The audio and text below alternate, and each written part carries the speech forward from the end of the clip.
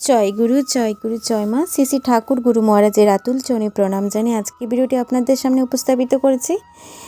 এবছর 2023 মোক্ষদা একাদশী। তো মোক্ষদা একাদশী ব্রত কথা আজকের এই ভিডিওতে পাঠ করব। তো মোক্ষদা একাদশী খুব গুরুত্বপূর্ণ একাদশী, বছরের শেষ একাদশী। তো সেই একাদশী ব্রত কথা আপনারা শ্রবণ করতে থাকুন, কারণ মোক্ষ প্রাপ্তি লাভ হবে এবং যাদের পূর্বপুরুষরা নরক যন্ত্রণা ভোগ করছেন এই ব্রতের প্রভাবে সেই পূর্বপুরুষরা নরক যন্ত্রণার হাত থেকে রক্ষা পাবে। তো এই ব্রত কথা যারা শ্রবণ করে এবং যারা পাঠ করে উভয়েই বাজপেয় যজ্ঞের ফল লাভ করে। তো আসুন এই ব্রত কথাটি আমরা সবাই মিলে শ্রীহরির নাম স্মরণ করে শ্রবণ করতে থাকি। জয় গুরু জয় মা। যুধিষ্ঠির বললেন, হে বিষ্ণু, আপনাকে আমি বন্দনা করি। আপনি ত্রিলোকের সুখদায়ক, বিশ্বেশ্বর, বিশ্বপালক ও পুরুষোত্তম। আমার একটি সংশয় আছে।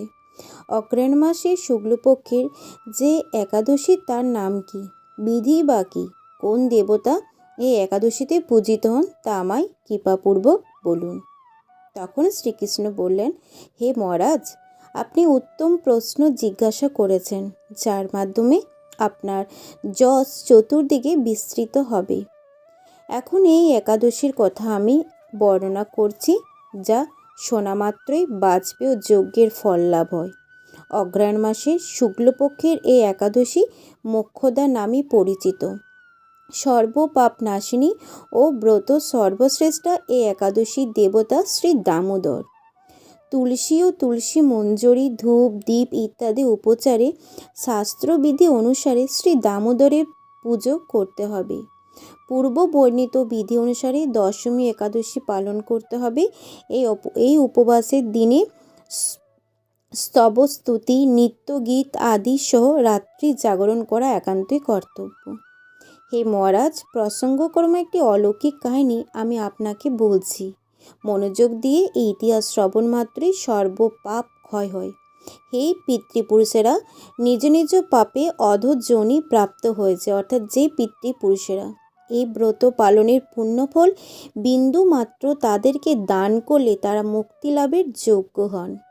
কোনো এক সময় মনোরম চম্পকনগরে বৈখানস নামে এক রাজা ছিলেন। তিনি ছিলেন সমস্ত বৈষ্ণব সদ্গুণে বিভূষিত। প্রজাদের তিনি পুত্রের মতো পালন করতেন। তার রাজ্যে বহু বেদজ্ঞ ব্রাহ্মণ বাস করতেন। রাজ্যের সকলে ছিল বেশ সমৃদ্ধিশালী। একবার রাজা স্বপ্নে দেখলেন যে তার পিতা নরকে পতিত রয়েছেন। তা দেখে তিনি অত্যন্ত বিস্মিত হলেন। পরদিন ব্রাহ্মণদের ডেকে বলতে লাগলেন, হে ব্রাহ্মণগণ, গত রাত্রিতে স্বপ্নে নরক যাতনায় পিতাকে কষ্ট পেতে দেখে আমার হৃদয় খুব কষ্ট পাচ্ছে। তিনি আমাকে লক্ষ্য করে বলতে লাগলেন, হে পুত্র, তুমি আমাকে নরক সমুদ্র থেকে উদ্ধার করো। তার সেই অবস্থা দেখে আমার অন্তরে সুখ নেই। আমার এই বিশাল রাজ্য, স্ত্রী, পুত্র, কিছুতেই আমি শান্তি পাচ্ছি না। কি করি, কোথায় যাই, কিছুই বুঝে উঠতে পারছি না। আমার পূর্বপুরুষেরা মুক্তি লাভ করতে পারেন এমন কোনো পুণ্যব্রত, তপস্যা বা যোগের কথা আমাকে উপদেশ করুন। আমি তা অনুষ্ঠান করব।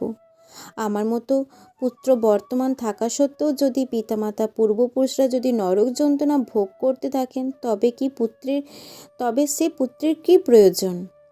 ব্রাহ্মণগণ বললেন, হে মহারাজ, আপনার রাজ্যের কাছে মহিষী পর্বতমুনির আশ্রম রয়েছে। তিনি ত্রিকালজ্ঞ। তার কাছে আপনার মুক্তির উপায় জানতে পারবেন। ব্রাহ্মণদের উপদেশ শ্রবণ করে মহাত্মা বৈখানস তাদের সঙ্গে নিয়ে সেই পর্বতমুনির আশ্রমে গমন করলেন। তারা দূর থেকে ঋষিবরকে সাষ্টাঙ্গে প্রণাম করে তার কাছে গেলেন। মুনিবর রাজার কুশল বার্তা জিজ্ঞাসা করলেন। রাজা বললেন, হে প্রভু, আপনার কৃপায় আমার সবই কুশল। তবে আমি একদিন স্বপ্নযোগে পিতার নরক যন্ত্রণা ও কাতর আর্তনাদ শুনে অত্যন্ত দুঃখিত ও চিন্তাগ্রস্ত হয়েছি। হে ঋষিবর, কোন পুণ্যের ফলে তিনি সেই দুর্দশা থেকে মুক্তি পাবেন, তার উপায় জানতে আপনার শরণাগত হয়েছি। রাজার কথা শুনে পর্বতমুনি কিছুক্ষণ ধ্যানস্থ হয়ে বললেন, হে মহারাজ, পূর্বজন্মে তোমার পিতা অত্যন্ত কামাচারী হওয়ায় তার এরকম অধোগতি লাভ হয়েছে। এখন এই পাপ থেকে মুক্তির উপায় বর্ণনা করছি। অঘ্রাণ মাসের শুক্লপক্ষের মোক্ষদা একাদশী পালন করে সেই পুণ্যবল পিতাকে প্রদান করো। সেই পুণ্য প্রভাবে তোমার পিতার মুক্তি লাভ হবে। মুনির কথা শোনার পর রাজা নিজ গৃহে ফিরে এলেন। সেই পবিত্র তিথির আবির্ভাবে তিনি স্ত্রী পুত্রাদি সহ যথাবিধি মোক্ষদা একাদশী ব্রত পালন করলেন। ব্রতের পুণ্যফল পিতার উদ্দেশ্যে প্রদান করলেন। ওই পুণ্যফল দানের সঙ্গে সঙ্গে আকাশ থেকে পুষ্প বৃষ্টি হতে লাগলো। হে পুত্র, তোমার মঙ্গল হোক। এই বলতে বলতে বৈখানস রাজার পিতা নরক থেকে মুক্ত হয়ে স্বর্গে গমন করলেন। হে মহারাজ যুধিষ্ঠির, যে ব্যক্তি এই মঙ্গলদায়িনী মোক্ষদা একাদশী ব্রত পালন করে তার সমস্ত পাপ বিনষ্ট হয় এবং মৃত্যুর পর স্বর্গ প্রাপ্তি লাভ করে থাকে। এই ব্রতের পূর্ণ সংখ্যা আমিও জানি না। চিন্তমণির মতো এই ব্রতটি আমার অত্যন্ত প্রিয়। এই ব্রত কথা যিনি পাঠ করেন এবং যিনি শ্রবণ করেন উভয়ে বাজপেয় যজ্ঞের ফলপ্রাপ্তি লাভ করে থাকেন। জয় গুরু, জয় গুরু, জয় শ্রী বিষ্ণুর জয়। তো আশা করি আপনাদের এই ব্রত কথাটি ভালো লেগেছে। এইভাবে এই চ্যানেলে জয়গুরু নিগমানন্দ যে চ্যানেলটি রয়েছে সেখানে এই বিভিন্ন ধর্মীয় পৌরাণিক কাহিনী এবং ঠাকুর গুরু মহারাজের বিভিন্ন ধরনের কাহিনী এবং তাছাড়া ধর্মীয় তত্ত্বকথা, জ্ঞানমূলক কথা সেগুলি দেওয়া হয়ে থাকে, সেগুলি আপনারা শ্রবণ করতে পারবেন। তাই আপনারা এই চ্যানেলটি অবশ্যই সাবস্ক্রাইব করবেন।